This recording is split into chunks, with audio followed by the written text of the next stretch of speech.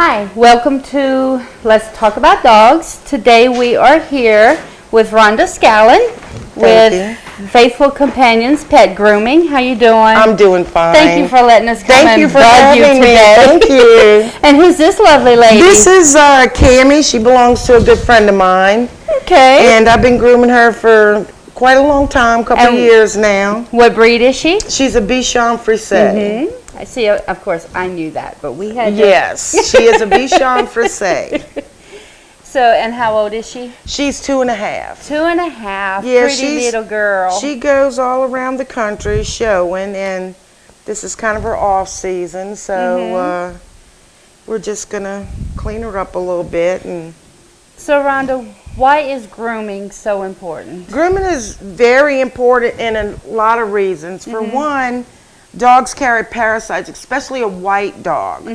For some reasons, it seems that fleas are attracted to white. In my line of work, that's how I see it, is white dogs will come in infested where the darker ones will just have a couple. So I might have to pay closer attention to Dalton. Yeah, but the parasites and of course the matting, people don't realize that though when a dog gets matted, it hurts. And when we're grooming them and trying to get it all off, you see bald spots. Well, that's because it's been pulling at the hair and making it, you know, have a bald spot. So it's really important. You do most of the grooming for the SPCA. I do, yes ma'am. I do most of it for the SPCA, and I do all the really hard ones that are and a lot of matted cases and hard to handle because they're scared, they hurt, and all that. And we try to accommodate them the best we can with medicated shampoos or whatever they may need. And the SPCA is actually really good about providing it if I don't have it. So other than it hurting them, how else does matting affect the dogs? Well, the matting affects the dogs. One, dogs, their hair is like a ventilation system. If you clog up that ventilation system, they're not going to cool and warm up properly either. Plus, it just looks really nasty too when it collects dirt. When they get wet and they're matted up, it gets like moldy and mildewy underneath it, and that smell is actually really hard to get off the skin. So it's real important. Then your fungus, your bacteria, your yeast, all that starts growing, and then you have another problem besides the matted up dog and the stinky dog. So their feces starts, you know, going on their tail and getting a mess, and their urine and all that, and it causes urine burns. And I have a little dog here that just came in from the SPCA, and he was matted from head to toe. He's not a finished project, but you want to bring him over here? I couldn't bear to put him through no more pain. I got it off. And but if you'll see, he'll come on, man, come on, Chewy, come on, my buddy. Sorry, but if you'll notice, his feet, they're a lot healed now, but they were real raw and sore. And that's because he was so matted up that the urine was just soaking underneath the mats, and it couldn't breathe, and it was burning his skin. His testicles, everything was a mess. We haven't finished him yet because it hurt, and it was visible sore, so we're letting it dry up a little bit, and we're going to finish him in a couple days. And he's a real sweetheart. He appreciated all the help. I bet. Yes, he's a lot better. At least he's moving His around. His personality is a lot better than it was when he got here. Yeah. Yes. So let's talk about the toenails for a minute. How long should the dog's toenails actually be? Well, it depends on the dog and the situation. I encounter a lot of dogs, if you don't get it done regularly and you let it grow too long, it makes your toes twist. And then it becomes painful for the dog. But as your toenails growing, so it's called the quick, which is where the end of the blood vessels are. And it's hard, you have to get that back because you can cut it, but still have long toenails, if you understand what I'm saying. And So you have to work at it. So So the longer the nails grow, the longer the quick grows as well. as well, and the toes will twist. Then the dog is in pain, and you have breeds like Dachshunds, Chihuahuas, Cocker Spaniels, those kind of dogs that have toenails that curl. Well, it'll curl into their pads, and then it becomes very painful for them. So how would you get the quick to recede? Well, I like to Dremel them. You cut them back as far as you can. Of course, Cammie, as you can see, she has white toenails. So it's real easy to see the quick under there. But on dark dogs, you have to tell, and it's you got to really know where the cuticle actually, the nails actually starting to come together and it's not open anymore. You have to go right above that. Okay. So that you don't cut them, because it does hurt. It's like cutting your own fingernail too far back. And then you Dremel it as far back as you can without hurting them, of course. Is there a recommended schedule for cutting the toenails? I recommend once a month. Once a month? Yeah, Okay. a lot of dogs now are developing allergies like us. And so they're eating a lot better quality food, which in turn their hair looks better, their coat looks better, and their toenails grow faster. So that's a catch to that. I was going to say, there's your catch. Good food. You can tell a good, well-fed dog when it comes in by their toenails and their hair. Yeah. So bathing, how often should you bathe, brush, or just generally clean your dog? We used to have a schedule when I was little. My dad made us go bathe the dog once a week because it lived in the house, and we just bathe the dog once a week. And that's mainly for you. Right. A dog really shouldn't be bathed that often unless it has skin problems.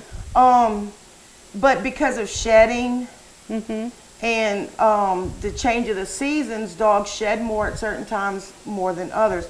I recommend, like for German Shepherds and all your double and triple coated dogs, that you at least get that coat brushed out 4 times a year. Every time the season starts to change, that way one coat's not going out and the other one coming in, and they getting all binded up. So that's the way it seems to work for mostly like your German Shepherds and Huskies.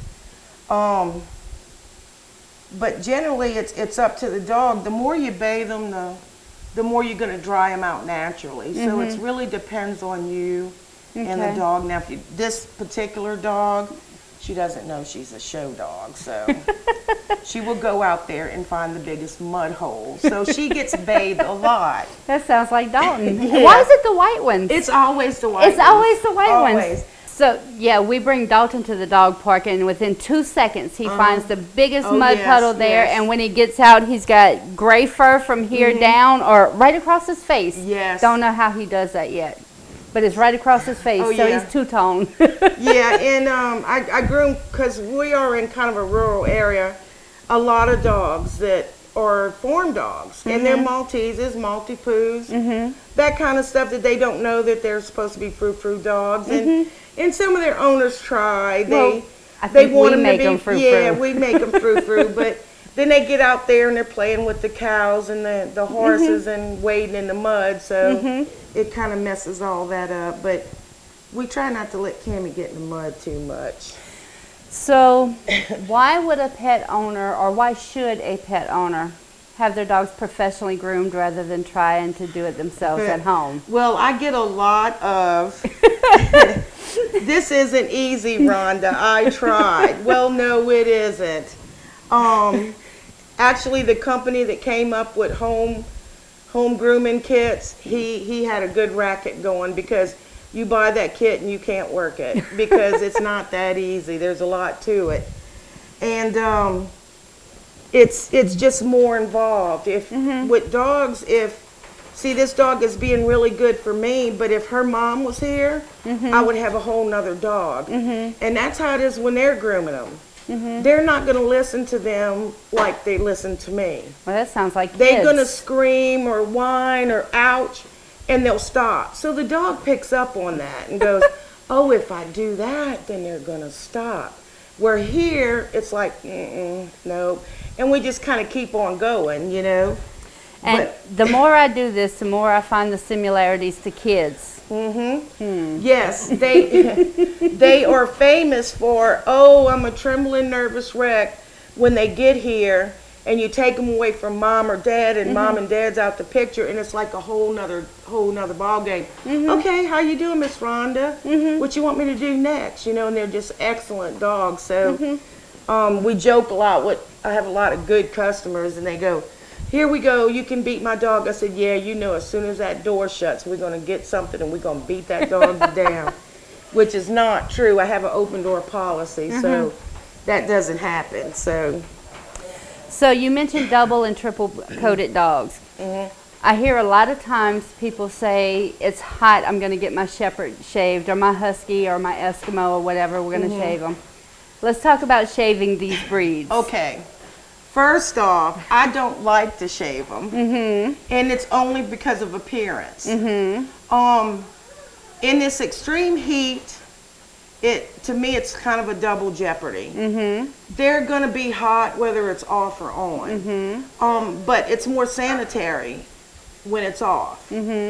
But if you just bathe it, I do a lot of blowouts where we blow all the coat off, we get most of it off, and they're fine like that. And that's what I recommend. And because when you shave it, it does change the texture of the coat. Right. And some breeds will actually grow just a little bit longer when you do it. Well, so, and the double and triple coat actually insulates the dog against the heat and against the cold, water, or whatever. Exactly. So it's not going to make them any cooler taking it off, but it looks better. Right. And it's easier to maintain in the summertime. But if you got the dog, like I recommend 4 times a year, and get that coat blown out so the other coat can come through, then the dog is transitioning the way it should transition, and you shouldn't have to shave it. Right, and not to mention if these dogs' skin needs that double and triple coat, it's protection from the sun, protection from the wind. Shaving that off is actually also putting the dog at risk for certain skin cancers and other skin conditions especially as well. If they're out. Now, inside dogs, they go outside. I have a chocolate lab that he goes out, uses the bathroom, and he's like, I'm not feeling this, I want the air conditioner. But a dog that is outside let's say my German Shepherd out running sheep. I wouldn't want to shave her. No, you don't want to shave her because she's going to get sunstroke from that, and it's very scary when you see a dog going through that. I mean, I worked for a vet before I became a groomer, and Labradors are like the #1 dogs because they work till they drop. So it's scary. Yeah.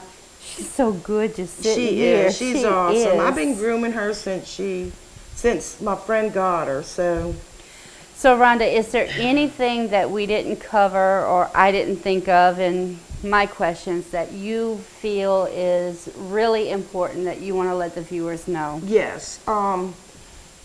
Being that we're in South Louisiana, we have a flea season 12 months out the year.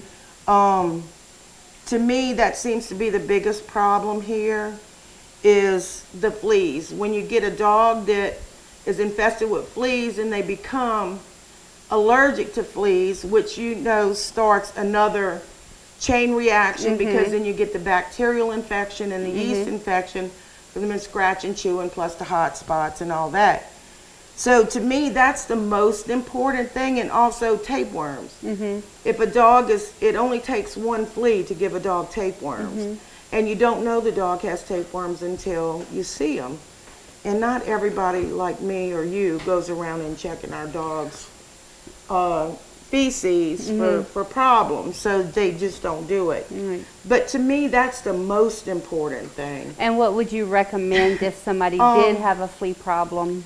Well, I live by, you have to treat your dog, your yard, and your house all on the same day. You're just spinning your wheels and your money for nothing if you do your yard 1 week, your house 1 week, and your dog the next. You have to do it all the same day.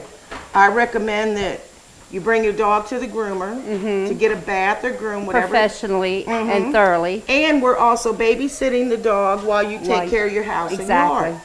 I like to balm because I'm lazy. So I balm everything here at least 3 times a year.